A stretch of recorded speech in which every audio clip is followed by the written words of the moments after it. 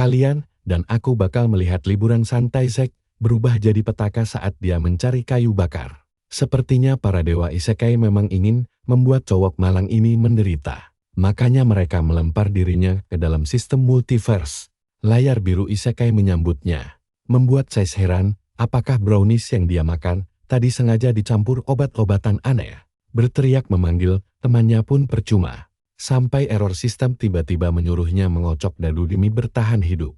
Zack dihadapkan dengan monster rubah ekor 9 yang sangat menyeramkan, tapi untungnya sistem membantunya dengan memberi kesempatan adu dadu daripada mati konyol dicabik-cabik. Aturannya mudah, angka tertinggi yang menang. Sayangnya peluang kemenangan pemuda kita ini sangatlah tipis. Hanya 1:100, sementara batas atas si monster sampai 100.000. Keberuntungan jelas tidak berpihak padanya. Tapi akhirnya Zack nekat melemparkan dadu penentu nasib itu. Hebatnya, dia mendapat angka 96, batas maksimal keberuntungannya.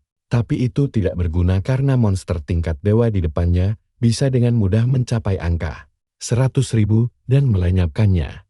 Zack pasrah dan mengucapkan selamat tinggal pada keluarganya. Merasa hidupnya berakhir akibat kocokan dadu sialan ini. Namun, alih-alih meratapi nasib buruknya, dia tetap berharap pada keajaiban kecil untuk menang dan luar biasa. Monster itu hanya mendapatkan angka 91 saja. Angka tinggi Zack menang, menghancurkan monster kuat tersebut seketika. Kekuatan monster itu langsung diserap ke dalam tubuh Zack, memicu rentetan kenaikan level sekaligus. Begitu terbangun, dia sudah kembali ke hutan yang sama tanpa memahami apa yang terjadi. Satu hal yang pasti, dia harus segera menemui teman-temannya. Tapi ada masalah kecil, tempat ini terasa sangat aneh. Lingkungannya berubah total, dan sistem memberitahu bahwa dunia sedang bertransformasi untuk bergabung dengan multiverse. Zack mengira ini cuma mimpi buruk, tapi dia mencoba tenang dan mencari mobil RV mereka. Berharap bisa bertemu teman-temannya. Disinilah kalian harus waspada. Temannya hilang, digantikan anjing iblis mengerikan yang sedang melahap perbekalan mereka. Binatang menyeramkan dari dunia lain itu langsung menatap tajam ke arah Zack, lalu menom keras. Monster itu melompat cepat untuk menerkamnya, tapi Zack tidak lari. Dia malah menyambar kapak dan menebas dada makhluk itu. Meskipun bahunya terluka, monster itu ambruk ke tanah dengan keras. ZACH pun heran kenapa dirinya bisa menjadi sekuat ini, hingga dia mulai mengingat kembali tentang sistem, monster raksasa, dan taruhan dadu pemutus takdir kemarin. Ternyata semua itu nyata. Dia berharap teman-temannya masih selamat, namun dia tidak menemukan siapapun. Anjing iblis itu bangkit kembali dan menyerang menggunakan cakar mautnya. Untung saja Zack berhasil menghindar, membuat monster tersebut menabrak mobil RV dengan sangat keras. Meski gerakannya cepat, kelincahan monster ini sangat payah. Zack langsung menyusun rencana taktis. Dia memancing makhluk itu untuk mengejarnya masuk ke dalam hutan lebat. Anjing iblis itu mengaum dan mengejar, berulang kali menabrak pohon karena sulit berbelok. Walaupun berlari kencang, Zack mendadak berhenti tepat di depan gundukan batu besar. Tubuhnya gemetar, tapi bukan karena takut mati menghadapi monster yang berlari kencang ke arahnya. Cowok kita ini justru sedang menahan amarah yang sangat meluap-luap.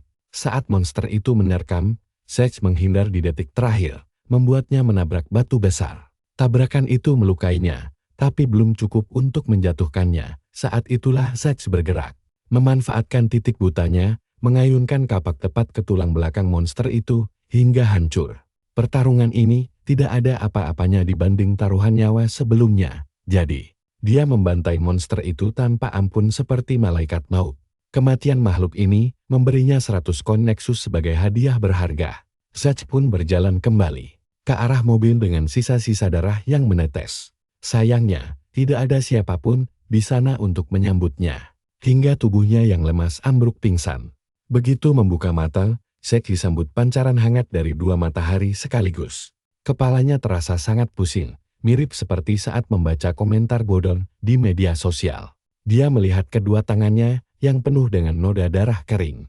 Untuk memastikan waktu saat ini, dia meraih ponselnya dan mencoba menyalakan layarnya yang retak. Kejutan lain membuat Zack terbelalak. Ternyata dia terkena kutukan protagonis isekai klasik. yaitu pingsan selama 3 hari penuh layaknya cerita fiksi pada umumnya. Di luar itu, Zack sangat mencemaskan keselamatan teman-temannya, terutama sang pacar tercinta, Hannah. Dia takut terjadi hal buruk pada mereka di dunia monster ini. Kalian tahu Kyle, setelah mengobati lukanya, Zack sama sekali tidak melihat tanda-tanda kehidupan temannya selama 3 hari terakhir. Bahkan semua barang bawaan mereka masih utuh di sana. Skenario terburuknya, Zack harus menyiapkan mental bahwa jika temannya belum kembali juga sekarang, kemungkinan besar mereka memang tidak akan pernah kembali lagi. Banyak pertanyaan di kepalanya tentang tempat ini. Begitu keluar mobil, dia menyadari luka-luka di tubuhnya sudah pulih total dengan sangat cepat. Padahal harusnya dia mati kehabisan darah. Zack masih bingung dengan misteri kepindahannya ini. Terduduk sendirian di tengah hutan rimba tanpa sinyal seluler sama sekali. Aki mobilnya juga sudah short untuk mencari petunjuk. Zack memutuskan memanjat sebatang pohon tinggi. Meski bayang-bayang monster kemarin masih terus menghantuinya. Bayangkan saja langsung diserang makhluk mengerikan di hari pertama. Dia bahkan bingung apa salahnya. Apakah dia terdampar di planet asing? Atau bumi sedang diinvasi alien? Gaya rambutnya yang mirip Levi Ackerman ini tampak sangat cemas memikirkan kondisi keluarganya di rumah, terutama sang ayah dan adik perempuannya, Mackenzie. Ikatan keluarga itulah yang membuatnya bertahan untuk mencari jalan pulang. Zack terus memanjat dahan demi dahan, menggunakan kapaknya untuk menjaga keseimbangan. Begitu sampai di atas, wajahnya langsung memucat heran. Dari ketinggian ini, dia hanya melihat hamparan hutan tanpa batas yang dikelilingi pegunungan tinggi.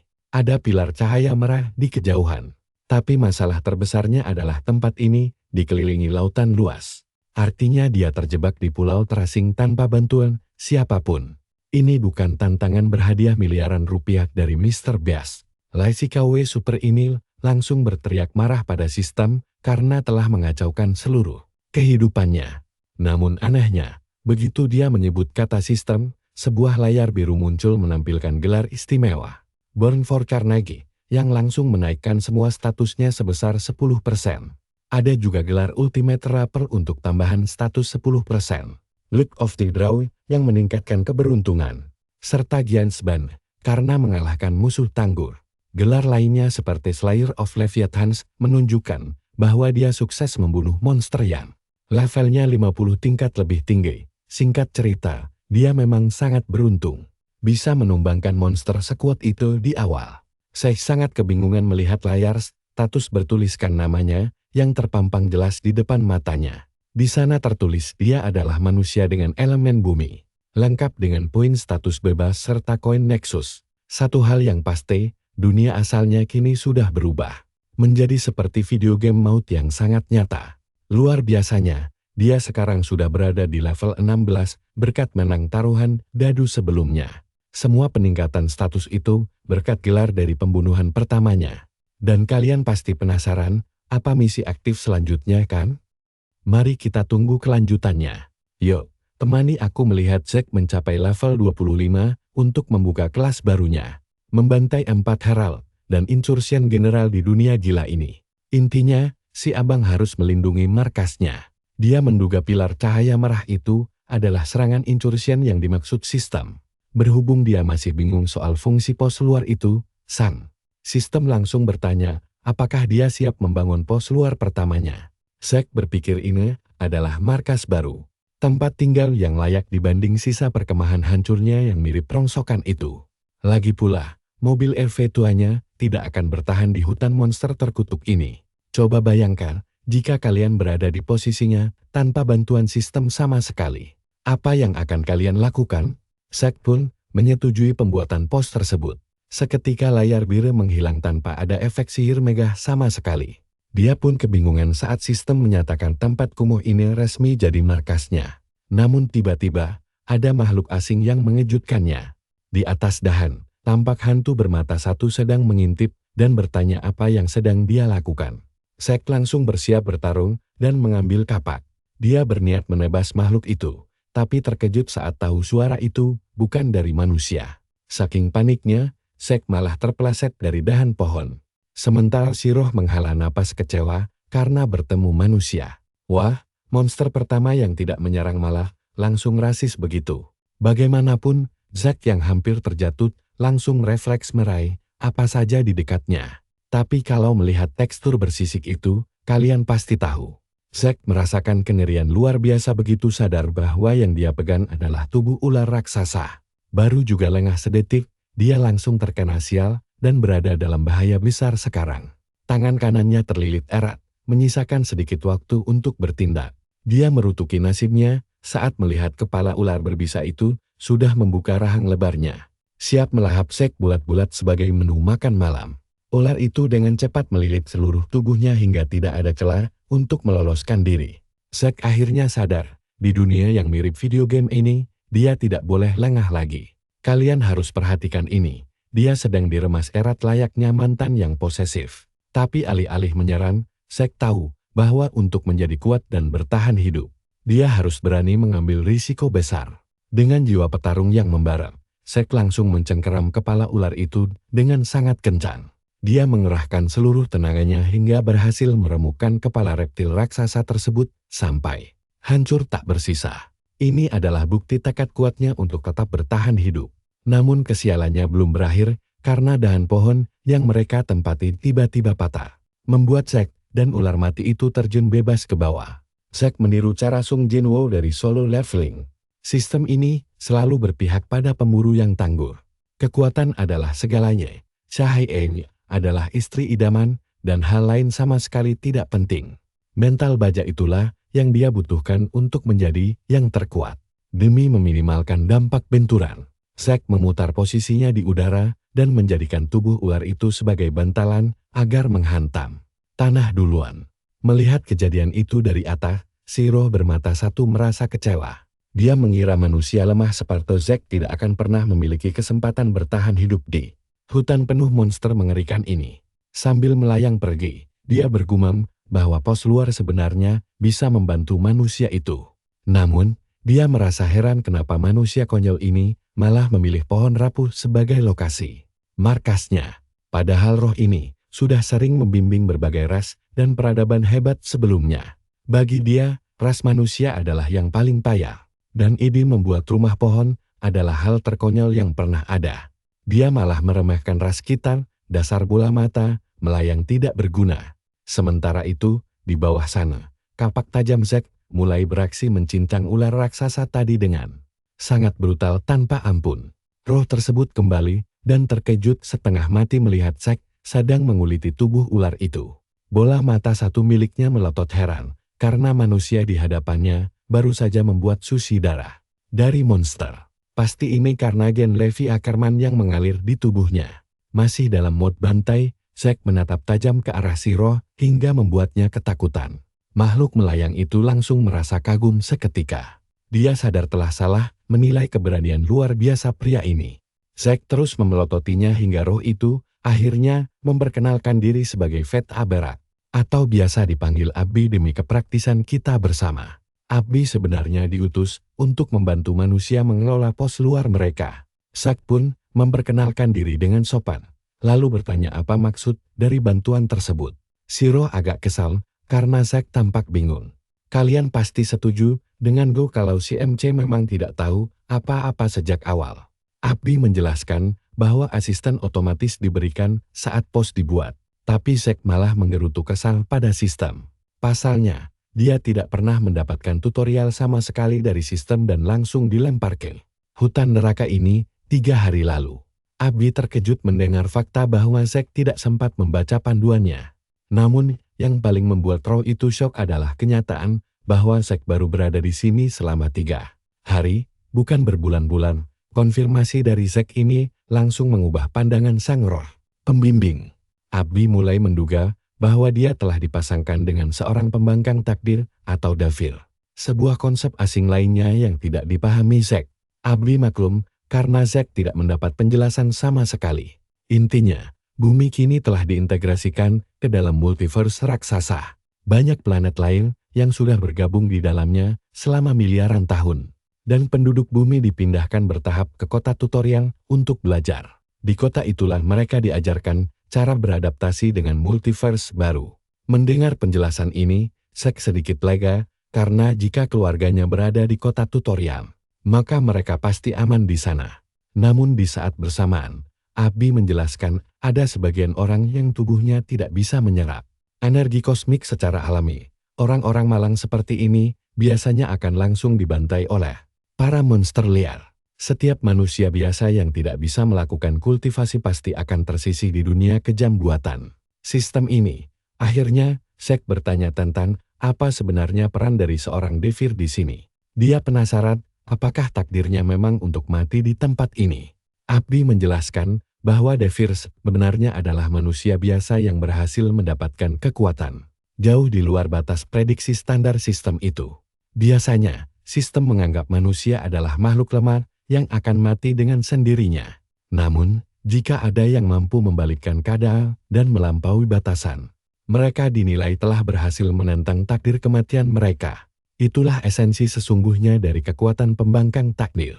Tapi bagi Zack, situasinya berada di tingkat yang jauh berbeda dari kelas biasa. Memberinya peluang emas meskipun tantangannya tidak akan mudah. Zack merasa kesal karena mempertaruhkan nyawa pada lemparan dadu keberuntungan bukanlah sebuah kesempatan yang bagus. Lagi pula, Abi menegaskan bahwa kehendak alam semesta jauh lebih penting dalam skema besar ini. Sistem ini sangat membenci para pengecut. Dengan kata lain, kegagalan apapun yang dilakukan Zack akan berujung pada hukuman mati yang sangat berat tanpa ada kesempatan kedua dari sistem tersebut. Singkat cerita, Zack menyadari bahwa dia harus menyelesaikan semua misi sulit ini, membantai para iblis kejam, dan menyebalkannya lagi. Dia sama sekali tidak memiliki hak untuk menolak perintah itu. Abi menegaskan begitulah kenyataan pahit saat menerima tugas dari sistem. Sambil mengawasi keadaan sekitar dengan hati-hati, roh itu membisikkan sebuah rahasia penting yang akan sangat menguntungkan bagi Zack. Jika Zack berhasil menyelesaikan semua misi dalam waktu 1 bulan, bukan 3 bulan, dia akan mendapat hadiah luar biasa. Namun saat roh itu hendak membocorkan detail hadiahnya, dia tiba-tiba lenyap. Sistem mencabut paksa akses Abi lebih cepat dari jadwal, karena dianggap membocorkan informasi rahasia. Tampaknya sistem selalu menguping pembicaraan mereka. Zack pun bersiap menyelesaikan misi dalam 1 bulan. Adegan kemudian berpindah ke sebuah pesta mewah kaum bangsawan. Di atas sana, tampak seorang pria bertanduk iblis sedang memperhatikan sekeliling dengan wajah bosan dan tatapan mata yang sangat tajam. Pasangan pestanya yang mengenakan gaun merah menawan menyuruh Ogres untuk tersenyum di hari perayaan ini. Namun, sang jenderal iblis tidak melihat ada alasan untuk tersenyum gembira hari ini. Gelar Incursion General adalah kehormatan tertinggi bagi klan mereka. Tapi yang membuat Ogres kesal adalah dia mendapatkan gelar itu tanpa harus bertarung dan membunuh siapapun secara langsung. Mari kita tunggu kejutan berikutnya. Menurut kalian, apakah Zack mampu membalikkan keadaan dalam sebulan? Tulis pendapat kalian di bawah, dan mari kita saksikan kelanjutan kisah seru ini bersama-sama. Kalian dan aku bakal lihat kegilaan ini. Si cewek menyarankan Ogres bersiap daripada buang waktu di klub. Tapi Ogres malah mengejek Alea karena tidak mengenalnya. Lagi pula, dia kan tidak akan pernah melawan mereka secara langsung. Dia cuma ingin musuhnya merasa berkuasa padahal dia yang mengendalikan semuanya. Soalnya, begitu salah satu dari mereka meminum anggurnya, racun langsung menyebar, melumpuhkan mereka ala Raja Joffrey dan memberi kematian yang sangat menyakitkan. Seorang cewek langsung berlari mendekat dan berteriak menanyakan siapa bajingan yang bertanggung jawab atas semua ini. Heran kenapa tidak ada yang menolong pria itu. Setelah menumpahkan darah, Ogres memilih jalan kegelapan. Row berniat menjadi Lake Yagami berikutnya dengan membuat musuh-musuhnya seolah bunuh diri, kembali ke hutan. Ada monster yang sedang minum di aliran sungai yang indah. Pas lagi santai, makhluk itu tiba-tiba melihat serangga kecil mirip kupu-kupu yang hinggap tepat di atas moncongnya. Kelihatan imut banget dan seolah mereka bakal jadi sahabat. Tapi mendadak, si monster merasakan ada yang mendekat dari belakang dan langsung berbalik. Begitu dia menatap ke depan lagi, cowok kita langsung mengambil kesempatan dan menghantamkan kapak beratnya tepat ke tulang belakang. Sekali pukul langsung mati. Dengan ini, dia mendapat gelar pembasmi iblis, Musan. Masuk dengan sangat epik. Gelar ini memberinya peningkatan status sebesar 3% saat melawan musuh iblis. Tapi untungnya Zack sudah puas hari ini. Yang menarik, sistem tidak membuat konsep naik level jadi mudah. Dia cuma dapat poin status untuk memperkuat dirinya. Tapi bahkan setelah mencapai level 17, dia belum memakai satupun dari 32 poin gratisnya untuk statusnya. Awalnya dia ragu-ragu dan mau menunggu sampai tahu cara pakainya dengan benar. Tapi pertarungan melawan ular raksasa kemarin membuat Zack sadar kalau dia tidak boleh menahan kekuatannya sekarang juga. Karena mengambil inisiatif sendiri, dia yakin bahwa langkah terbaiknya adalah meningkatkan statusnya, atau setidaknya poin yang pasti memberi keuntungan sangat melimpah untuk saat ini dibanding nanti.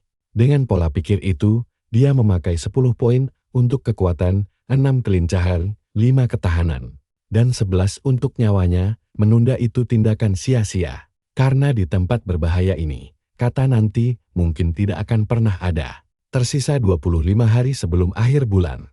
Cowok kita ragu, apakah dia harus percaya info dari Abi demi meraih hal mustahil tersebut. Dia merasa kalau hantu itu memberikan saran pasti karena ada alasan lain. Dan keuntungan itu pasti luar biasa besar sampai sistem pool tidak sudi membiarkan Abi mengambilnya. Nah, perhatikan baik-baik di bagian ini. Zack menduga kalau menyelesaikan misi dalam 1 bulan bisa membuka hadiah spesial. Antara itu, atau semuanya bakal jadi jauh lebih sulit setelah bulan pertama berlalu. Bukannya meratapi nasib buruknya. Cowok kita paham kalau dia punya kesempatan emas yang tidak didapatkan orang lain sejak tahap tutorial untuk mencuri keunggulan. Sambil minum air sungai, dia bertekad tidak akan menyia-nyiakan peluang ini. Jadi, dia mencabut kapak tempurnya dari mayat monster, lalu bersiap. Oh ya, kalian masih ingat serangga kecil yang tadi tidak? Dia datang lagi cuma buat melahap daging dari mayat monster itu. Ngeri banget sih menurutku. Malam pun tiba saat kita melihat cowok kita lagi. Dia sedang duduk di dekat api unggun sambil memanggang daging monster lezat untuk makan malam. Kelihatannya, Zack menduga sebagian besar gelar yang dia dapatkan itu murni karena kenyataan bahwa dialah orang pertama yang melakukan hal tersebut di dunia ini. Orang pertama yang membunuh monster, mengalahkan jenderal invasi sendirian, dan juga sang pembantai Leviathan. Menjadi buktinya, sambil mengunyah daging kenyal itu, dia heran kenapa tidak mendapat apa-apa saat mendirikan pos terdepan. Dengan kata lain, sudah ada orang di luar sana yang mendirikan pos sebelum dirinya. Orang-orang lain yang juga seorang penentang, tapi bukan di tahap tutorial. Contohnya ular raksasa kemarin, bisa sekuat itu dengan cepat, artinya manusia selain dia mungkin sudah sangat sakti sekarang.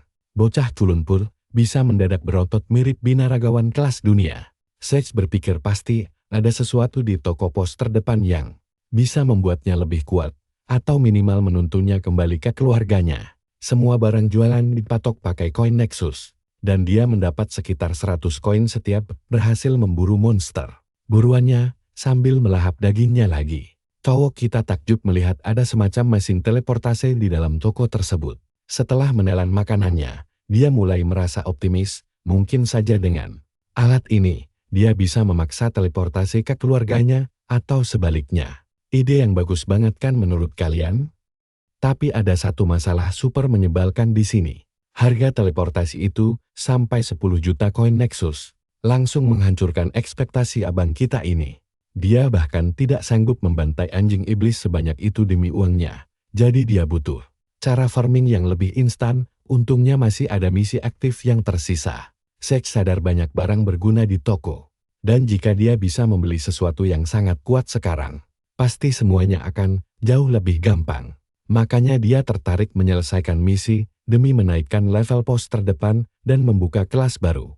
Tapi soal memakai poin, cowok kita sadar kalau dia tidak boleh pelit menyimpan koin Nexus ataupun poin status.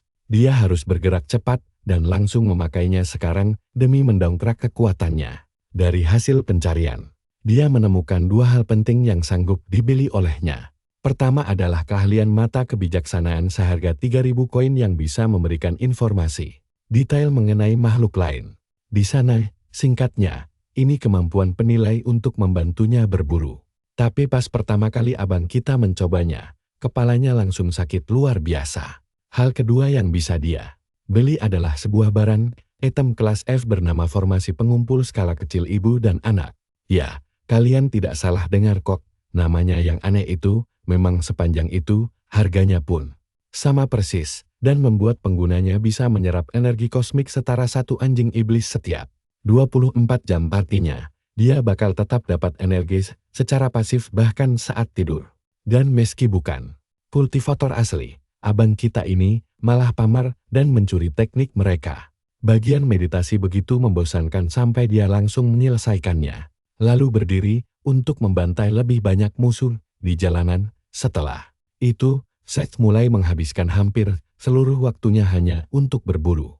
Terkadang dia menyergap dan membantai anjing iblis, tapi semakin sering dia memburu mereka, semakin mudah pula mereka dikalahkan. Saat dia tidak bisa memburu dengan benar, dia masih tidak kesulitan untuk menang.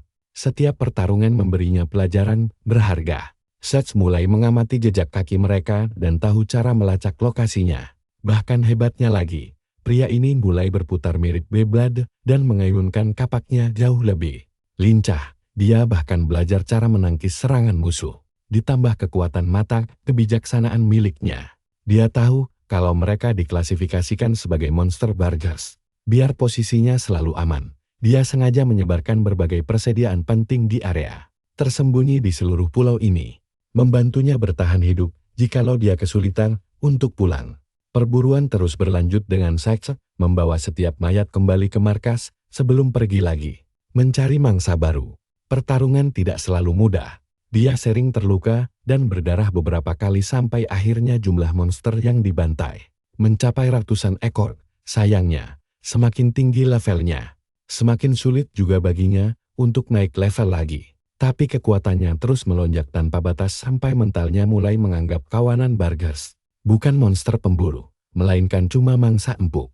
Sajan, kini Zack sudah level 23, dan kalian pasti penasaran apa kelanjutannya kan?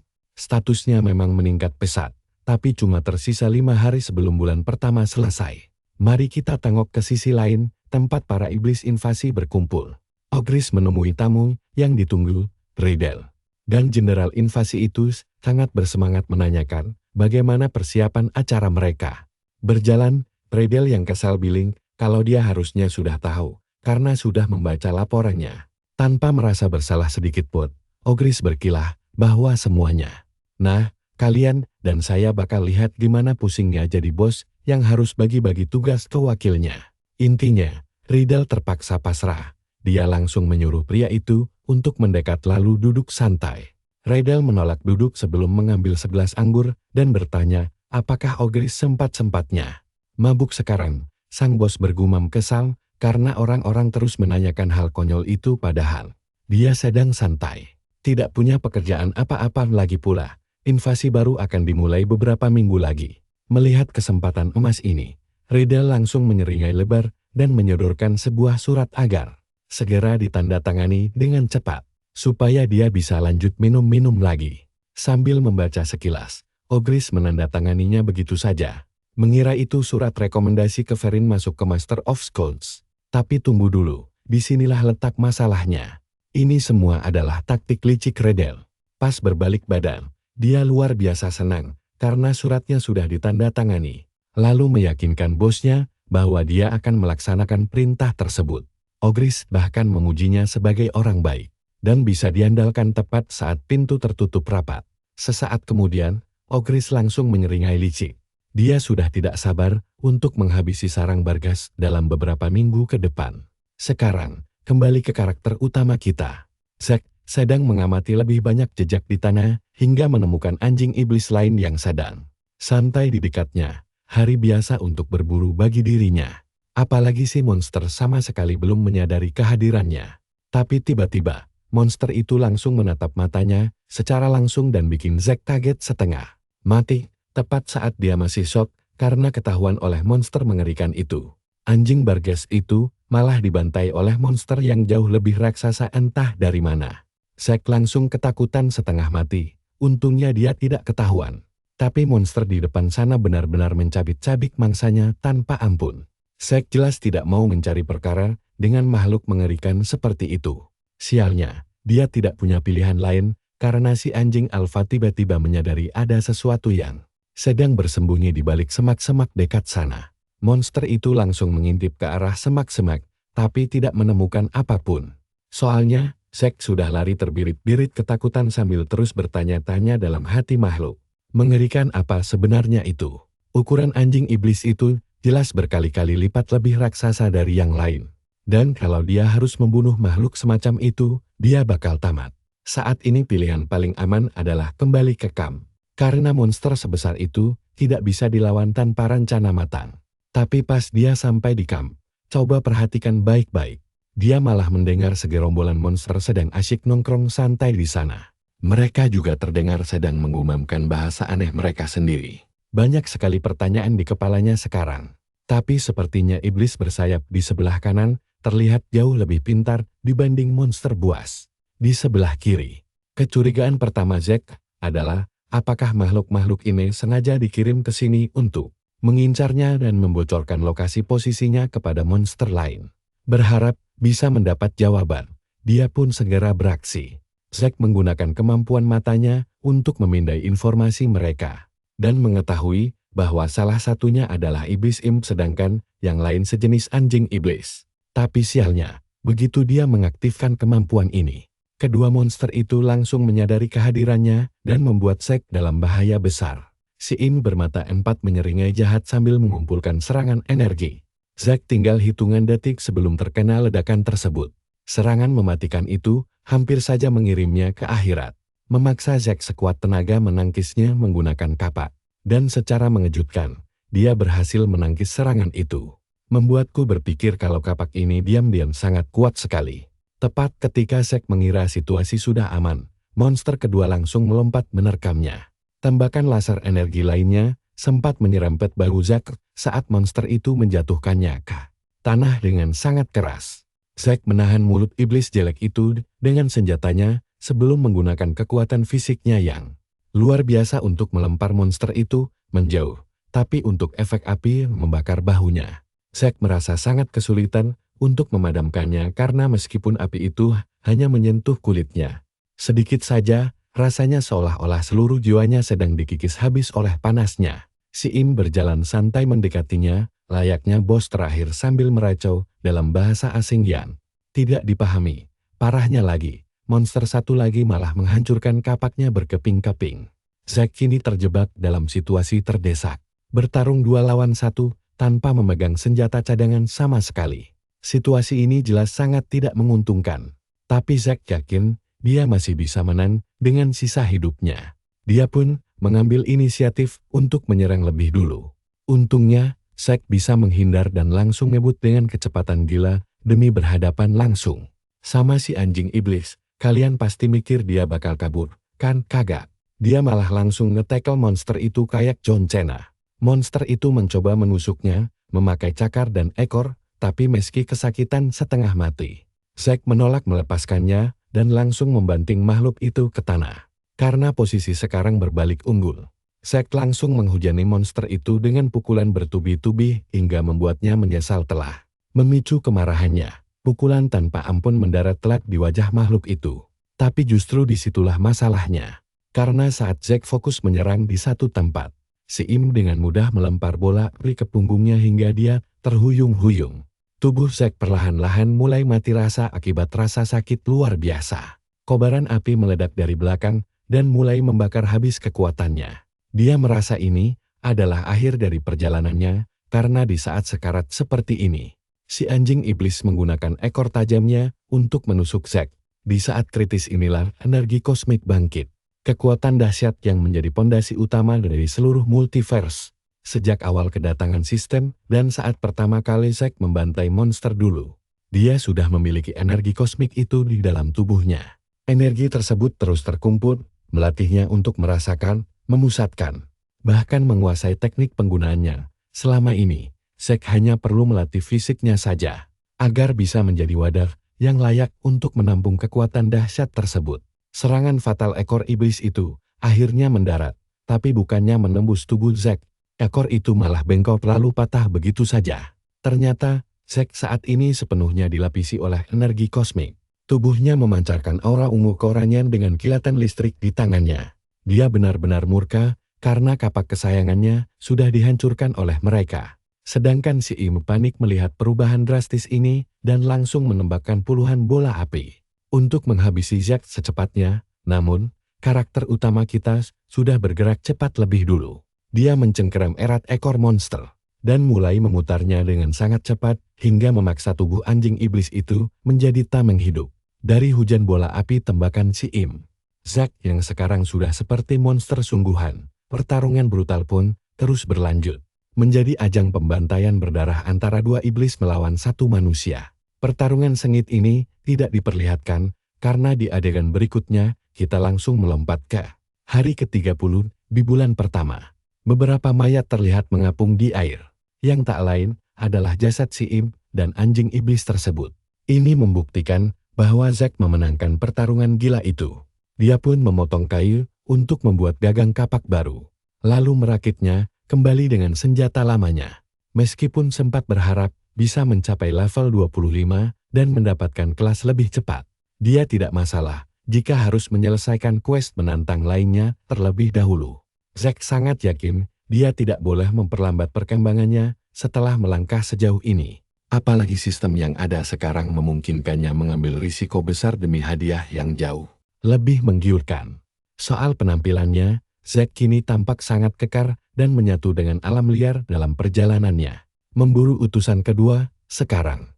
Mari kita beralih ke sisi Ogris yang tampaknya juga sangat sibuk sepanjang bulan ini. Riddle membenarkan bahwa situasinya memang sangat kacau. Tapi ini barulah awal dari ujian berat mereka. Karena setelah portalnya terbentuk sempurna, mereka akan langsung terputus dari klan utama lainnya. Disitulah perjuangan mereka yang sesungguhnya baru saja dimulai. Kedua iblis itu menatap celah ruang yang sangat indah sementara para pengikutnya berkumpul di bawah, bersiap untuk menyeberang dan membuat kekacauan besar. Pertarungan melawan bos monster iblis dimulai dengan aksi Zack yang berhasil menghindari tebasan pertama namun langsung terhempas oleh serangan kedua hingga berguling di tanah. Dia langsung bangkit mencari keseimbangan. Untuk menghadapi Fawn, monster kuat berlevel 45. Kejadian ini mendadak mengingatkannya pada kenangan bersama sang ayah saat mereka pergi memancing bersama dan belajar bahwa setiap hewan memiliki keunikan tersendiri. Ayahnya menarik ikan itu ke atas dan menjelaskan betapa licinnya mereka. Tapi hewan tidak memakai jebakan seperti manusia. Nah, mari kita saksikan kelanjutan petualangan serunya bareng-bareng di video berikutnya. Siap-siap, kalian dan saya bakal melihat ayah si bocah menangkap ikan licin. Lalu berkata bahwa hanya manusia yang memakai jebakan untuk berburu, sementara hewan tidak. Sobat, mari kita cari tahu kenapa tombak zaman purba itu mematikan. Ternyata, manusia berburu bukan cuma modal otot atau kekuatan fisik semata, melainkan karena kemampuan otak kita yang luar biasa cerdik untuk memikirkan strategi jitu yang membuat kita begitu istimewa, yaitu adaptasi cepat. Makanya, 2 jam sebelum tarung lawan monster, Zack langsung menyiapkan jebakan warisan teknik mendiang ayahnya. Dan tepat di detik ini, dia harus berdiri berhadapan langsung dengan sosok makhluk mengerikan yang siap menjemput ajalnya. Level mereka jauh banget, jadi satu serangan saja bisa langsung bikin Zack tewas di tempat. Tapi tenang, si cerdik Zack memang berencana memakai otaknya yang jenius demi merebut kemenangan. Cakar tajam monster itu terus menyabat angin tanpa hasil karena Zack selalu lincah menghindar. Dia harus memastikan tubuhnya tidak tersentuh serangan fatal itu. Mengandalkan aliran energi kosmik yang meluap dalam dirinya, Zack mulai bersiap. Melancarkan hantaman kritikal dahsyat yang sanggup mementalkan monster raksasa ini ke udara. Pelan-pelan, dia mulai paham cara kerja kekuatan kosmik tersebut dan belajar mengendalikannya. Dengan mengalirkan energi murni itu langsung menuju ke berbagai bagian tubuhnya. Trik ini sukses bikin dia gampang menahan serangan musuh sekaligus melipat gandakan daya hantamnya. Karena Zack bukan kultivator, dia memancing makhluk besar itu persis seperti saat menjebak anjing iblis yang pertama. Sisa energi kosmiknya sangat terbatas, jadi setiap tetesnya berharga banget. Sekali tebas, si monster sanggup meratakan pepohonan sekitar dengan brutal. Membuat bocah kita ini sama sekali tidak boleh melakukan satu kesalahan kecil pun. Zack pun langsung fokus penuh mencari celah terbaik. Dia memusatkan energi kosmiknya di kaki, lalu melesat kencang bagai roket untuk melancarkan serangan balasan yang sangat mematikan. Serangan balasan dahsyat itu dimulai dengan tebasan kapak berlapis energi kosmik murni yang menghantam telak bagian kepalanya. Sekarang, layar berpindah ke markas Sekte Iblis. Retakan dimensi di sana terlihat menganga semakin lebar dan mengerikan. Ogris penasaran di mana keberadaan Riddle, yang rupanya sudah menyusup lewat portal invasi tersebut. Sang komandan segera mengarahkan pasukannya. Lalu sebuah kejutan muncul saat terungkap kalau sang jenderal tidak akan ikut masuk melewati portal. Seolah sudah menebak skenario licik ini dari awal. Ogris cuma melampar senyuman tipis ke arah mereka. Kembali ke jagoan kita. Dia sekarang lari ke setanan sampai napasnya hampir habis. Efek samping energi kosmik yang berlebihan membuat organ dalamnya serasa mau robek dari dalam. Tapi melihat monster raksasa pemakan manusia itu masih mengejar di belakang. Aban kita ini jelas tidak punya pilihan lain. Nah, perhatikan bagian ini baik-baik, karena lokasi jebakannya sudah mulai kelihatan di depan mata. Sedikit lagi rencana nekat ini bakal berhasil atau gagal total. Saat si monster semakin mengikis jarak mereka, Zack langsung bersiap memicu jebakannya tepat saat monster itu hampir menerkamnya. Detik itu juga, dia menyalurkan energi ledakan ke kaki untuk melompat secepat kilat melompati batas perangkap tersebut. Berkat kecepatan yang kelewat kencang, si monster tidak bisa ngerem mendadak dan langsung meluncur masuk perangkap. Zack buru-buru bangun untuk mengecek hasilnya. Dan ternyata puluhan pasak tajam sukses menusuk tembus bagian perutnya, bahkan ada yang merobek kepalanya. Vol akhirnya tewas mengenaskan. Dan seluruh energi kehidupan monster level tinggi ini langsung diserap habis oleh Zack. Kini, jagoan kita tidak cuma berhasil naik ke level 25, tapi juga menyelesaikan misi khusus yang membuka sistem kelas barunya. Perasaan gembira langsung meluap karena perjuangannya sampai ke titik ini berdarah-darah banget. Dia pun mengejek sistem sambil merayakan kemenangan manisnya atas monster gila itu. Sialnya, kegembiraan itu langsung sirna digantikan horor mencekam. Dari balik kegelapan hutan, mendadak muncul sosok-sosok mengerikan lain yang jumlahnya tidak cuma satu. Kawanan anjing iblis lapar baru saja menemukan mangsa empuk mereka.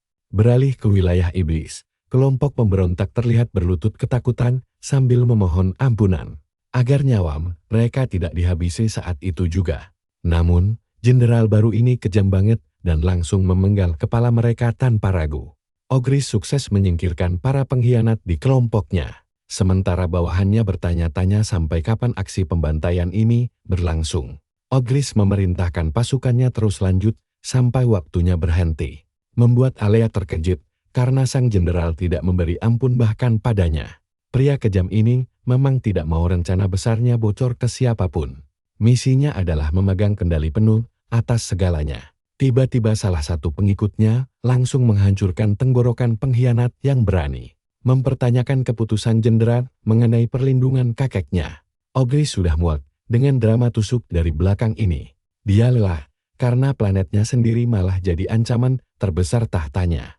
Setelah semua beres, sekarang saatnya dia turun tangan langsung menemui penduduk lokal. Sementara itu di hutan, jagoan kita masih terus lari menyelamatkan diri dari kejaran segerombolan iblis kelaparan, sambil emosi dan kelelahan. Dia heran kenapa si Abarak tidak pernah memperingatkannya soal ini. Kalian juga pasti mikir mengalahkan utusan itu susah kan? Tapi masalahnya, kematian makhluk itu justru mengundang semua monster hutan datang mengerubuminya. Sampai sisa kekuatan kosmiknya hampir habis terkuras. Sebagian besar energinya memang sudah terbuang sia-sia saat duel mati-matian melawan sang utusan. Tadi, dia akhirnya sadar kalau terus-terusan berlari begini, tidak akan bisa menyelamatkan nyawanya dari kepungan musuh. Begitu dia melambat sedikit saja, cakar tajam iblis hampir mencabik tubuhnya. Dia terpaksa bertarung sambil terus bergerak lincah meski staminanya sudah di batas kritis. Tapi tiba-tiba, dia menyadari sebuah hal krusial. Setiap kali ada iblis yang mati, energi kosmiknya ternyata bertambah sedikit. Hal itu langsung memicu ide brilian di otaknya. Zack tidak perlu kabur lagi, karena satu-satunya jalan keluar hanyalah menyerang balik. Dia langsung berbalik arah, menebas kepala iblis terdekat, dan memulai pertarungan brutal yang sangat panjang. Sementara itu di wilayah iblis, Riddle menegaskan pasukannya untuk tidak membuang waktu menunggu kedatangan Ogris lagi. Sebagai gantinya, dia mengambil alih komando dan menyuruh Keverin membentuk tim pengintai khusus. Tugas mereka adalah menyelidiki apa yang sebenarnya membunuh sang utusan bernama Urkas. Keverin pun mengangguk setuju dan berjanji akan menyelesaikan misi ini secepat kilat. Sambil menunggu, Riddle mulai menyusun strategi memperkuat pertahanan markas luar mereka. Namun tiba-tiba datanglah utusan membawa laporan darurat tentang pergerakan misterius di dalam portal dimensi. Tak lama kemudian, Jenderal Ogris akhirnya muncul bersama pasukannya. Tatapan mata mereka berdua tampak sangat dingin bagai musuh bebuyutan. Sementara itu, kondisi tubuh Zack kini dipenuhi luka parah dengan baju yang sudah robek-robek tak berbentuk. Dengan sisa tenaganya, dia berjalan gontai menyusuri hutan mencari perbekalan darurat yang disembunyikan. Di belakangnya tergeletak bangkai ratusan anjing iblis yang sempat mengejarnya tadi. Untungnya dia berhasil sampai di pohon tempat menyimpan semua logistiknya. Zack langsung memanjat naik dan berbaring di dahan pohon besar itu untuk mengistirahatkan tubuhnya yang remuk. Suasana aman dan belayan sinar rembulan malam yang tenang perlahan membuatnya mengantuk hingga tertidur lelap. Setengah hari berlalu, dia pun terbangun karena kicauan burung-burung di sekitarnya. Zack merasa takjub karena dunia ternyata belum kiamat meski dia sudah sebulan penuh terdampar di sini. Walau jujur saja, kehidupan seberat neraka ini membuatnya merasa kiamat sudah dimulai sejak hari pertama dirinya mendarat di pulau terkutuk ini. Setelah mengobati luka seadanya, dia turun dari pohon dan terkejut mendapati kemampuan regenerasi tubuhnya yang luar biasa cepat. Meski kondisi mentalnya masih sangat lelah, namun bayangan keren bisa memilih kelas baru di markas nanti membuatnya kembali bersemangat. Tiba-tiba suara patahan ranting kering mengejutkannya, dan benar saja. Tampak sesosok pengintai iblis berambut merah sedang melintas. Sambil bersembunyi di balik semak-semak, Zack merinding melihat makhluk bertanduk asli untuk pertama kalinya. Rasanya sulit dipercaya kalau sosok di depannya ini adalah iblis sungguhan yang sedang mengocer. Memakai bahasa asing yang tidak dia pahami, tapi iblis itu menyebut nama utusan kedua saat melihat sisa jasad di sana. Usai mengamati sekitar, si iblis menyadari dia harus segera melapor balik kepada Jenderal Ogris dengan sangat cepat. Dia terlihat girang sekali karena berpikir akan dapat imbalan besar atas temuan berharga ini. Sial baginya, Zack punya rencana lain dan langsung menghantam kepala iblis itu dengan kapak hingga pingsan seketika. Tanpa membuang waktu percuma, Zack langsung membopong tubuh musuhnya itu di pundak dan membawanya ke markas. Malam harinya, iblis malang tersebut sudah terikat kencang di sebuah kursi. Zack pun menyiramkan seember air es yang sangat dingin ke wajahnya agar dia segera tersadar. Begitu terbangun, si iblis langsung berteriak histeris dan panik setengah mati melihat keadaan dirinya yang mengenaskan. Karena berisi, jagoan kita membungkamnya dengan cara paling praktis. Dia menempelkan kapak tajam ke leher si iblis sambil memperkenalkan dirinya. Di luar dugaan, iblis itu bisa berbicara bahasa manusia secara fasih. Nah, mari kita cari tahu bersama apa rahasia selanjutnya. Saat Zack menyayat pergelangan tangan sang iblis demi memaksanya bicara. Teman-teman, kalian harus lihat ini. Saat diinterogasi, tubuh si iblis mendadak menyala merah membara. Berteriak kalau Zack kekal membusuk di neraka sebelum akhirnya boom. Sebuah ledakan dahsyat langsung tercipta. Meledak tepat di depannya. Beruntung, jagoan kita berhasil melompat mundur dan lolos dari maut. Dia cuma bisa melongo melihat seluruh area berubah jadi abu. Gila, iblis itu rela membuang semua energinya demi bunuh diri daripada membocorkan rahasia kaumnya. Loyalitas gila itu membuat Zack sadar kalau dia tidak bisa lagi menganggap remeh monster ini. Tanpa membuang waktu, dia langsung bersembunyi di atas pohon, mengira bakal ada gerombolan iblis lain yang datang menyelidiki ledakan tadi. Setelah menunggu cukup lama, dia pun turun kembali ke tempat ledakan dengan santai. Jagoan kita kemudian menatap tanah yang gosong sambil mengeluh betapa ruginya si penyusup malah meledakkan diri. Padahal itu kesempatan emas untuk menjarah perlengkapan bagus. Memikirkan hal itu membuat Zack sedikit menyesal, tapi sudahlah. Setidaknya dia masih untung karena mendapatkan kapak baru sebagai ganti kapak lamanya yang sudah rusak parah. Lagi pula, Dia akhirnya berhasil mencapai level 25 dan sekarang siap untuk memilih kelasnya. Namun sebelum itu, dia membeli sebuah item ilusi pembuat penghalang tak kasat mata. Sebuah kotak kecil pun muncul di kakinya, dan dia mengeluarkan pecahan kristal bersinar dari dalam kotak tersebut, lalu memasangnya di sekeliling perkemahan secara perlahan. Begitu pecahan terakhir terpasang, penghalang ungu raksasa langsung menyelimuti seluruh area perkemahan mereka, menyembunyikannya dari pandangan siapapun yang lewat di sekitarnya. Zack sampai tidak bisa berkata-kata melihat kekuatan sihir luar biasa dari item ini. Tempatnya seolah lenyap begitu saja, membuat dia yakin tidak akan diganggu lagi oleh iblis yang berkeliaran di hutan. Setelah beres, dia membuka menu utama untuk memulai proses pemilihan kelasnya yang baru. Namun tepat saat dia sedang sangat bersemangat, sebuah notifikasi error merah menyala tiba-tiba muncul di hadapannya. Kalian pasti tahu rasanya kena PHP kan? Saya langsung ngamuk ke sistem karena harus beli Nexus Note dulu demi pilih kelas. Pelitnya minta ampun. Tapi setelah emosinya mulai reda, dia terpaksa merelakan 6.000 koin Nexus hasil kerja kerasnya untuk membeli benda itu. Begitu tombol konfirmasi ditekan, sebongkah batu raksasa dengan kristal berkilau langsung muncul dari dalam tanah. Jagoan kita mengetukkan kapaknya ke meja sihir tersebut, hingga membuat sebuah menu baru terbuka di hadapannya.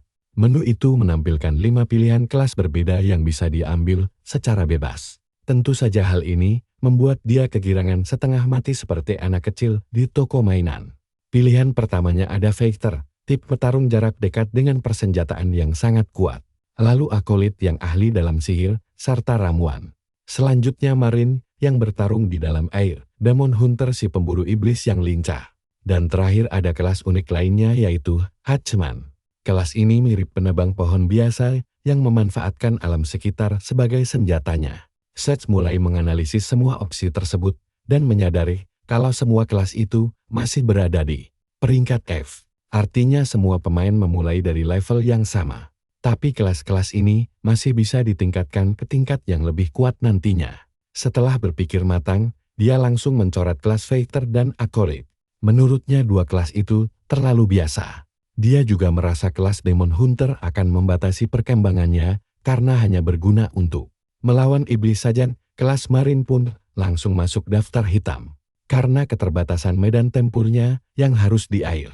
Akhirnya, pilihan jatuh pada Hatchman yang terasa sangat cocok untuknya. Seth merasa kelas ini adalah hadiah atas segala kerja kerasnya selama ini. Meskipun kelas ini membatasi senjatanya hanya pada kapak saja, yang mungkin bisa menyulitkannya di masa depan.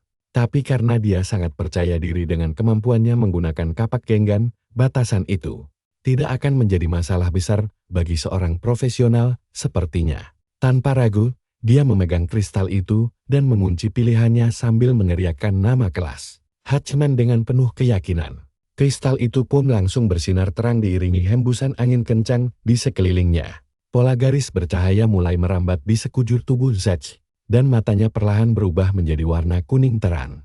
Notifikasi sistem kemudian muncul, memastikan kalau kelas Hatchman telah berhasil dia dapatkan. Disusul rentetan pesan sistem lain yang menunjukkan berbagai gelar dan peningkatan status baru milik jagoan kita. Sementara itu, kristal di depannya masih terus bersinar terang menyebarkan aliran energi kuning ke seluruh fisiknya. Zack bisa merasakan seluruh kemampuannya kini aktif dan mendapatkan peningkatan kekuatan yang luar biasa. Dia sampai berlutut gemetar menahan getaran energi dahsyat tersebut hingga sekujur tubuhnya basah oleh keringat. Tapi dia tersenyum bangga karena berhasil menjadi orang pertama di dunia yang mengambil kelas ini. Coba bayangkan kalau kita ada di posisi dia sekarang, pasti seneng banget. Pas dia ngecek status barunya, semua poin melonjak gila-gilaan. Bahkan fisiknya berubah drastis sampai dapat tambahan 20 pon otot murni.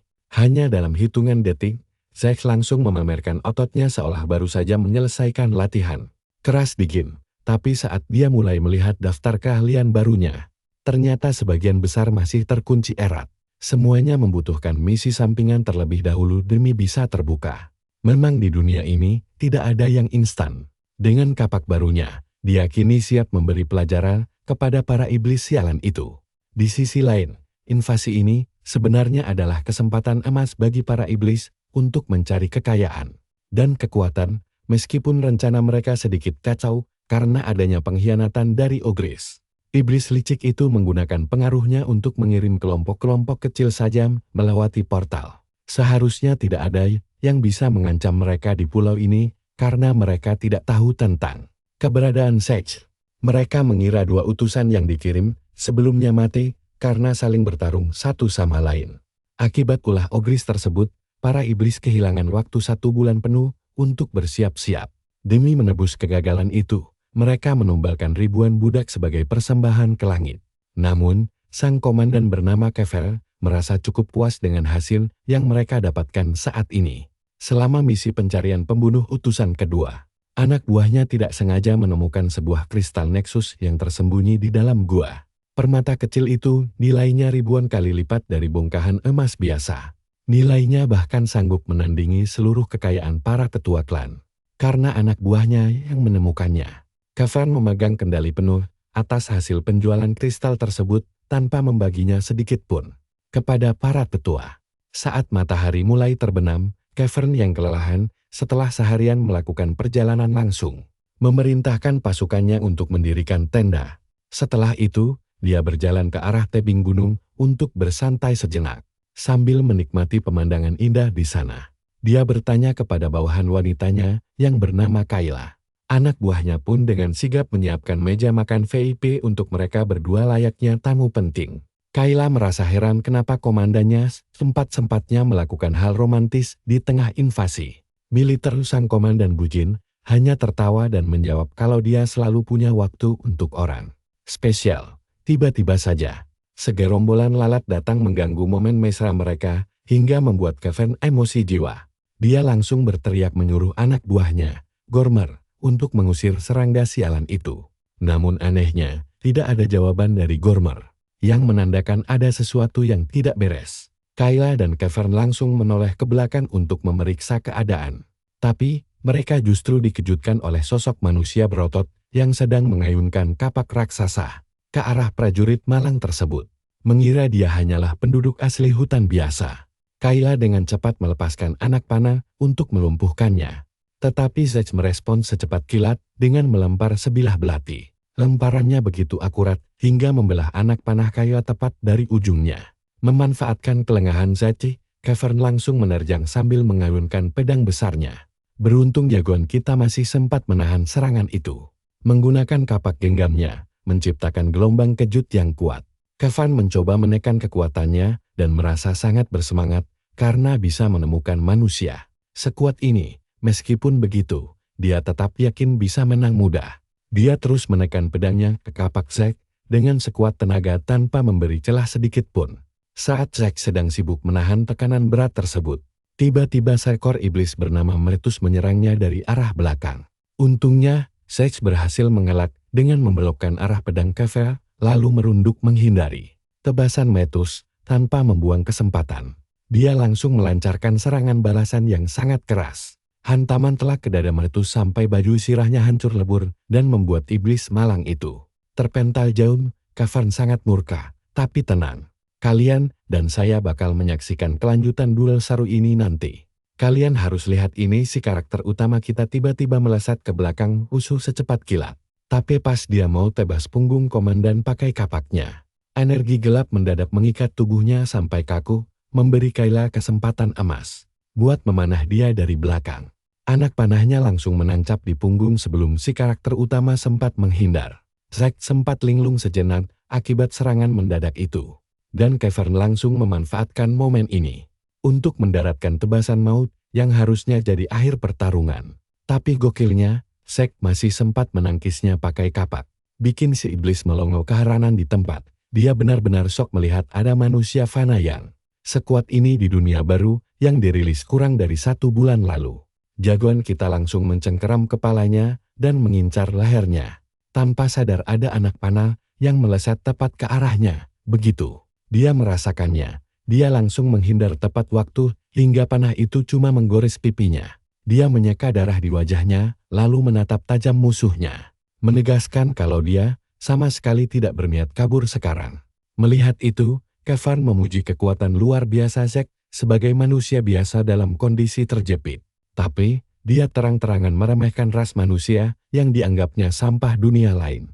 Bahkan terlalu lemah untuk sekadar melatih energi kultivasi. Namun, mereka masih saja mengemis kehidupan yang menyedihkan layaknya lalat pengganggu yang berisik. Cavern pun menyebutnya pemberontak seperti kata Albrecht dulu, yaitu sampah terbuang yang bertahan hidup dan mendapat kekuatan lewat sistem. Dia mengakui kemampuan Zack untuk melangkah sejauh ini. Tapi satu kesalahan fatalnya adalah berani menentangnya. Cavern pun langsung menyerang tanpa ampun sambil menebaskan pedang besarnya. Tapi jagoan kita ala-ala film Matrix menghindar dengan meliukan badannya ke belakang. Zack lalu membalas dengan menghantamkan tampaknya tepat ke pelat dada si iblis. Sayangnya, senjata itu malah terpental begitu saja dan gelombang kejutnya bikin Zack terlempar ke belakang. Pas melihat si iblis, dia sadar armor itu bahkan tidak lecet sedikitpun dan serangannya malah memantul balik Cavern, tidak membiarkannya bernapas dan langsung merangsek maju. Tapi jagoan kita bergerak cepat dengan melemparkan meja ke arahnya. Hal itu bikin si iblis kaget setengah mati sampai terpaksa menghancurkan semua camilan lezat bawaannya. Zack lalu menyelinap ke titik butanya dan menghantamkan kapaknya hingga si iblis terpental jauh. Pengawal karakter non-pemain langsung berlari ke arah atasannya, yang langsung berteriak menyuruhnya agar tidak melepaskan pandangan dari musuh. Tapi semua sudah terlambat, karena leher si pengawal langsung ditebas, memutuskan koneksi Bluetooth antara kepala dan badannya. Mata Cavern melotot kaget, karena dia nyaris terkena sabetan kapak mematikan tadi. Dia lalu menjegal kaki jagoan kita dan menjatuhkannya ke tanah. Keduanya kini saling mengunci, berusaha keras menusuk mata satu sama lain menggunakan jari mereka. Ayo perhatikan baik-baik bagian ini. Melihat kemarahan di mata si manusia, Cavern langsung menyuruh Kayla menembaknya. Dia lalu mencabut pisau tersembunyi di pinggangnya dan menikam lambung Zack dengan keji. Jagoan kita berteriak kesakitan sementara si iblis berambut biru mengejeknya karena merasa sudah menang. Cavern mencoba mencekik leher jagoan kita, yang perlahan meraba tanah mencari kapaknya kembali. Si iblis terus memutar pisaunya di dalam luka sambil mengolok-olok kesombongannya tadi. Akhirnya, Zack berhasil meraih senjatanya dan membungkam iblis itu selamanya dengan menancapkan bilah kapak tepat ke lehernya. Layar sistem memberitahunya bahwa dia naik level dan dia langsung menyingkirkan mayat itu. Saat dia bersusah payah berdiri, Kayla bersiap melepaskan panah lain sambil memperingatkannya agar tidak melangkah lagi. Dia mengabaikannya dan melangkah maju, yang langsung dibalas dengan anak panah tepat di sendi bahunya. Iblis wanita itu mengulangi peringatannya lagi sambil menarik anak panah baru. Dia bersumpah akan menyiksanya habis-habisan, tapi Zack tidak kelihatan takut sedikit pun dan hanya menatap senjata yang masih menancap di perutnya. Beberapa saat kemudian, masa aktif hidup Kayla resmi berakhir dan jagoan kita langsung menjarah mayat-mayat itu demi mencari rampasan berharga. Sambil memegangi lukanya, dia berharap mendapat perlengkapan bagus. Tidak seperti iblis sebelumnya yang malah meledakkan diri di markasnya. Tiba-tiba, dia menemukan sebuah kantong berkilau aneh yang terasa jauh lebih berat dari kelihatannya. Pas dia membukanya, ternyata itu adalah wadah penyimpanan dimensi yang berisi barang-barang. Sebanyak satu ruangan penuh di dalamnya. Karena isinya didominasi makanan dan furnitur. Dia bingung para iblis ini mau invasi atau malah mau berkemah. Dia juga menemukan tumpukan kristal berbentuk aneh dan penasaran benda apa sebenarnya itu. Layar sistem langsung muncul dan memberitahu kalau itu adalah kristal Nexus berisi energi kosmik. Benda itu bisa diserap perlahan untuk meningkatkan levelnya secara bertahap. Dia merasa sedikit tidak percaya hal seperti itu ada. Tapi dia bisa merasakan energi murni yang padat di dalamnya. Dia lalu ingat salah satu misi juga memberikan kristal ini sebagai hadiah. Tapi, yang ini ternyata cuma tingkat F. Beberapa saat kemudian, jagoan kita memakai sirah baru lengkap dengan kantong dimensi di sabuknya. Sambil tersenyum licik, dia berterima kasih pada para iblis baik hati atas barang rampasannya. Keren banget kan guys? Karena pedang itu kurang berguna buatnya, dia memilih menyimpannya saja agar tidak jatuh ke tangan musuh. Setelah itu, dia membuka menu status dengan sangat puas melihat perkembangan pesat misinya. Sudah 1 bulan berlalu sejak invasi dimulai. Dan masih tersisa 3 pejabat iblis lagi yang harus dia hadapi.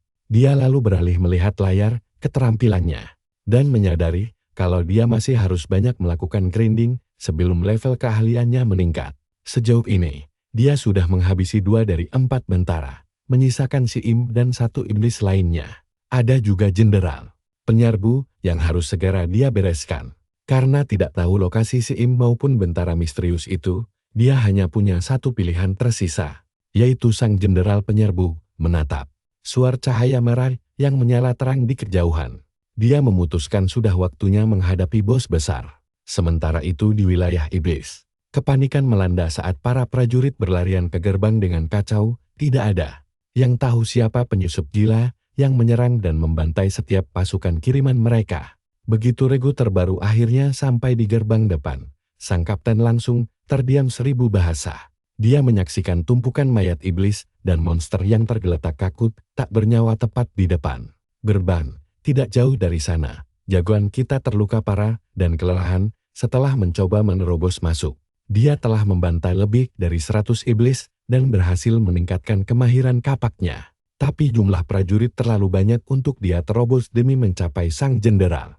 Dengan kekuatannya sekarang, dia bakal langsung tewas begitu melangkahi gerbang depan. Keadaan makin sulit karena mustahil menyelinap ke pos penjagaan setelah para pengawal disegala penjuru sempat memergoki dirinya sekali. Ditambah lagi, ada pasukan patroli yang terus lalu lalang di antara pos penjagaan dan pegunungan. Kemungkinan sedang menambang sumber daya atau melakukan rencana jahat lainnya. Kelompok iblis terbesar sendiri tinggal di dalam benteng utama. Awalnya Zack mengira mereka cuma karakter non-pemain biasa. Tapi setelah mengamati kepribadian unik dan percakapan mereka, dia sadar mereka adalah makhluk hidup sungguhan. Seperti dirinya, hal itu membuatnya berpikir apakah mereka bernasib sama dengannya. Dipaksa bertahan hidup di dunia kejam ini, tapi semua itu tidak penting lagi bagi Zack. Bagi dirinya, mereka adalah ancaman di pulau tempat tinggal barunya. Dan cara negosiasi paling ampuh yang dipahami seorang barbar hanyalah kapak mautnya. Dia menolak menyerah sampai dia cukup kuat untuk pergi mencari keluarganya kembali, tekadnya sudah bulat. Bahkan dia siap membantai seluruh keturunan iblis jika memang diperlukan. Namun, dia harus tetap realistis dan berpikir matang terlebih dahulu. Dia memutuskan untuk mengalahkan 2 bentara lainnya lebih dulu sebelum menyelesaikan misi dengan memenggal kepala Ogris. Rencana itu ternyata sulit karena dia gagal menemukan kedua bentara yang tersisa selama beberapa hari berturut-turut. Dia terus melatih kemampuan kapaknya dengan membantai berbagai monster, mulai dari pesisir pantai pulau hingga ke dalam gua-gua gelap yang dia temukan. Di akhir pencariannya, dia memanjat tebing tertinggi demi melihat seluruh pemandangan pulau. Dia baru sadar kalau selama ini, dia mencari di tempat yang salah. Tiba-tiba, dia melihat seekor binatang aneh sedang bersantai di dahan pohon di lereng gunung. Kedua monyet itu saling menatap. Sumpah ini kocak banget guys, mereka sama-sama bingung melihat satu sama lain. Tiba-tiba primata batu itu malah panik sendiri. Penasaran, Zack memakai mata analisisnya dan ternyata itu salah satu dari 2 bentara yang tersisa, yaitu kara batu. Kara itu langsung mengamuk dengan mata yang menyala oranye terang. Dia langsung melompat dari dahan pohon, lalu menyerbu ke arah Zack dengan kecepatan penuh. Siap-siap ya, kita bakal melihat Zack melesat cepat menebas monyet malang itu jadi 2 bagian. Tebasan maut ini bikin penguasaan kapak dan poin nexusnya naik drastis. Zack berpikir kalau monster-monster ini selalu diam di wilayah mereka.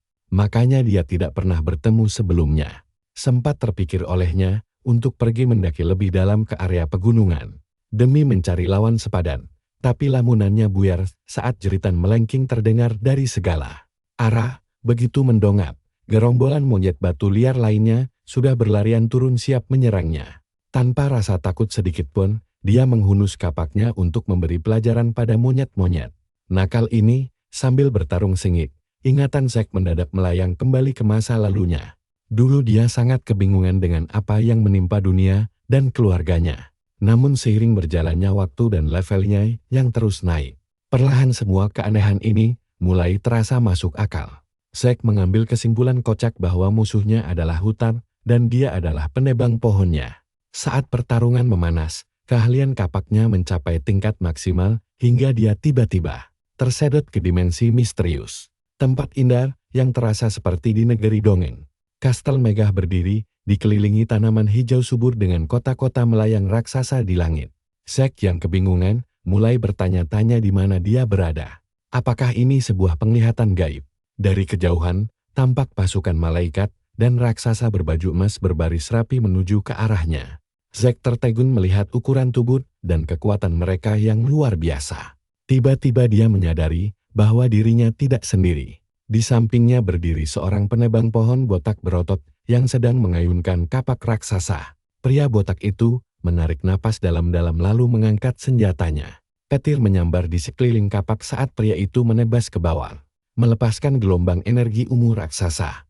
Gelombang hancur itu seketika melenyapkan seluruh pasukan malaikat tanpa sisa sama sekali. Bagaikan terhipnotis, Zack meniru gerakan itu dan mengayunkan kapaknya ke arah pasukan yang tersisa. Saat kapak menghantam tanah, kedua tangan dan senjatanya bersinar terang memancarkan kekuatan yang sangat dahsyat.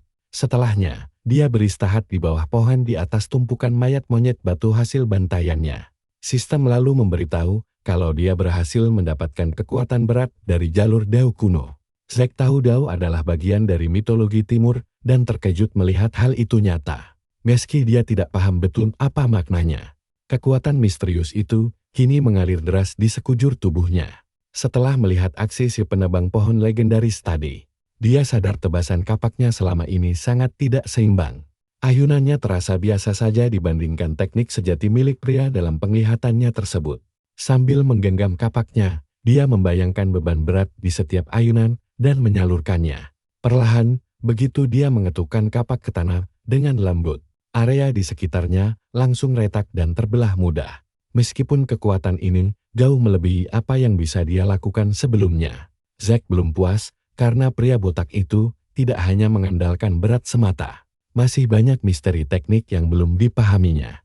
Tapi tunggu dulu, disinilah kejutannya dimulai. Sistem tiba-tiba mengumumkan kalau Zack adalah orang ketiga di seluruh dunia yang berhasil mencapai pencerahan spiritual setingkat ini. Hal ini membuatnya sadar bahwa ada banyak orang kuat lain di luar sana. Karena masa tutorial telah berakhir sebulan lalu, dia penasaran berapa banyak jenius asli yang kini menguasai bumi. Zack cemas memikirkan, apakah umat manusia sudah mulai bangkit sedangkan dirinya masih terjebak di pulau tidak berguna ini. Karakter utama kita merasa kesal karena biasanya dia selalu menjadi nomor satu. Ini pertama kalinya dia tertinggal dari orang lain. Memicu ambisinya untuk berlatih lebih keras demi menguasai dunia baru yang kejam. Dia lalu tersenyum tipis saat melihat persyaratan misi miliknya. Saking fokusnya berlatih, dia tidak menyadari kalau misi lainnya sudah hampir selesai otomatis. Sementara itu, di markas invasi, Jenderal Ogris berteriak menanyakan kekacauan apalagi yang diperbuat Cavern. Prajurit melapor kalau iblis berambut biru itu tewas mengenaskan. Pasti kalian juga berpikir sang jenderal bakal murka kan? Padahal dia malah sibuk menahan tawa bahagianya setengah mati. Si prajurit malam terus melapor sementara sang jenderal bersembunyi di balik tubuh anak buahnya. Untuk tertawa puas, Ogris sangat gembira karena duri dalam dagingnya mati konyol begitu saja. Setelah tenang, Ogris berpura-pura minta maaf dan beralasan terkena alergi udara baru. Namun jauh di lubuk hatinya, dia agak kesal karena informan kepercayaannya yang bernama Kayla juga ikut tewas. Dia langsung memerintahkan prajurit mengirim pasukan tambahan untuk memperkuat Sinderman dan Kugo. Ogris sangat berharap agar kelompok Redam dan para pejuang lokal saling bertarung dan hancur bersama. Tapi asistennya, Ilford, langsung merusak suasana dengan menyindir senyum lebarnya, yang langsung dibalas hardikan ketus. Kembali ke karakter utama kita. Zack sedang sibuk menebang kayu bertubi-tubi bagaikan pemain game Minecraft. Dengan satu tebasan terakhir pada dahan pohon, dia akhirnya berhasil menyelesaikan misi membosankan itu dan naik level. Beberapa waktu kemudian, Zack mendaki tebing berbatu dan menemukan sekumpulan monyet batu liar. Sama sekali tidak gentar, dia berteriak lantang menantang mereka hingga kawanan monyet itu berlari. Murka ke arahnya, Zack pun dengan santai mulai mengumpulkan energi kosmik yang meluap di tubuhnya. Saat monyet-monyet itu mendekat, dia menghantamkan kapaknya ke tanah. Ledakan gelombang kejutnya seketika menghancurkan mereka menjadi puing-puing. Zack tidak berhenti di situ dan terus mendaki dengan penuh keyakinan bahwa gunung ini menyimpan rahasia besar. Terbukti, semakin tinggi dia mendaki, energi kosmiknya terasa kian pekat. Bahkan monyet-monyet batu yang menghalanginya juga jauh lebih kuat dan bergerak teratur. Mereka seolah sedang berpatroli menjaga wilayah tersebut. Tingkah aneh ini menandakan kalau monster di puncak memiliki kecerdasan tinggi. Bahkan mereka mulai menyerang berkelompok dengan dipimpin seorang ketua. Sang ketua berukuran paling besar dan kuat di antara semuanya. Meski begitu, tidak ada satupun yang mampu menandingi Zack karena dia langsung membantai mereka. Semua tanpa ampun sedikit pun. Berhari-hari Zack mendaki gunung batu itu tanpa hasil demi mencari keberadaan sang utusan monyet. Sampai akhirnya, dia menyadari satu hal penting, bahwa monster incarannya tidak bersembunyi di puncak gunung, melainkan bersembunyi jauh di bawah lembah sunyi. Saat meluncur turun ke sana, mata Zack mendadak terbelalak kaget melihat kekacauan di sekelilingnya, bertanya-tanya apa yang sebenarnya telah terjadi. Tampak sesosok monyet mirip Sun Wukong Kwe sedang bermeditasi dengan level hampir 60. Shinriman tiba-tiba membuka matanya dan menangkis tebasan kapak maut Zack menggunakan kedua tangannya. Zack terus menekan kapaknya sekuat tenaga, tetapi utusan monyet itu tidak menyerah semudah itu. Matanya menyala kuning keemasan saat dia mengalirkan energi kosmik ke senjatanya sendiri untuk menghempaskan Zack. Zack segera bangkit berdiri dan melompat mundur beberapa langkah. Sambil memegang dadanya, dia tersenyum lebar menyadari kalau monster di hadapannya ini memang pantas menyandang gelar seorang utusan sejati. Meskipun kekuatannya meningkat 3 kali lipat berkat pencerahan spiritual dan kelas barunya, sang utusan tetap bisa menangkap kapaknya dengan gampang. Zack mengakui kalau Shinriman jauh lebih kuat dibanding dua monster lemah yang dia bantai sebelumnya. Keduanya mulai saling mengitari mencari celah, sampai akhirnya Zack melesat maju menyerang. Shinriman langsung mengangkat kakinya tinggi-tinggi untuk membalas. Ia menciptakan gelombang duri batu raksasa ke depan. Zack menebas rintangan itu dengan mudah, lalu melompati duri-duri tajam tersebut untuk mengayunkan kapak mautnya tepat ke arah kepala sang monyet. Namun sang monster merunduk cepat menghindari tebasan tersebut. Utusan itu lalu mengincar leher Zack dengan cakarnya yang tajam. Tetapi Zack menangkisnya dan melayangkan pukulan keras tepat ke wajahnya. Tak mau kalah, monster itu mencakar dada Zack hingga berdarah. Darah segar terciprat kemana-mana seiring pertarungan sengit mereka yang berpindah tempat dengan sangat cepat di seluruh area. Saat Zack melesat maju, monyet itu mendadak melompat menghadang jalurnya. Hal itu membuatnya sadar kalau Shinriman mati-matian menjauhkannya dari pohon di belakang, menandakan ada rahasia penting di sana. Zack memutar otak dan berpura-pura menyerang pohon itu secara langsung. Sang utusan langsung panik ketakutan dan melompat pasrah demi tameng melindungi pohon suci tersebut menggunakan tubuh kasarnya sendiri. Zack puas triknya berhasil, lalu menebas kembali sekuat tenaga. Nah, bagaimana nasib sang utusan selanjutnya? Kalian dan aku harus bersabar menunggu kelanjutan pertarungan gokil ini di video berikutnya. Zack memuji tekannya untuk melindungi rumahnya, namun langsung menarik tangan dan bersiap menyerang lagi. Dia mulai menghajarnya dengan bogem mentah bertubi-tubi, mendorongnya secara perlahan. Melihat tidak ada jalan keluar, sang utusan berteriak sangat keras hingga menggema di pegunungan. Zack pun mulai panik karena menyadari monyet-monyet lain pasti mendengar teriakan itu dan akan segera datang. Dia mencoba menyelesaikan pertarungan secepat mungkin, tapi sebuah batu besar mendadak menghantam bagian belakang kepalanya hingga terpaksa mundur. Sambil menahan sakit, dia mengutuk nasib sialnya padahal kemenangan sudah sangat dekat sekali. Namun, jika dia memutuskan untuk melarikan diri sekarang, dia mungkin tidak akan pernah mendapat kesempatan bertarung satu lawan satu lagi. Tapi di sisi lain, nekat maju kembali sama saja mengantar nyawa. Kalian bisa bayangkan marahnya dia saat melihat seringai licin di wajah Shinriman. Akhirnya, dia memilih mundur dan berlari cepat menembus hutan. Meskipun dalam hati dia tahu jalan keluar ini tidak mudah. Dia tahu tidak akan mudah kabur dengan luka-lukanya sekarang dan energi kosmik yang hampir habis. Monyet-monyet batu itu terus mengejarnya tanpa ampun melewati pepohonan sambil memanggil kawanan.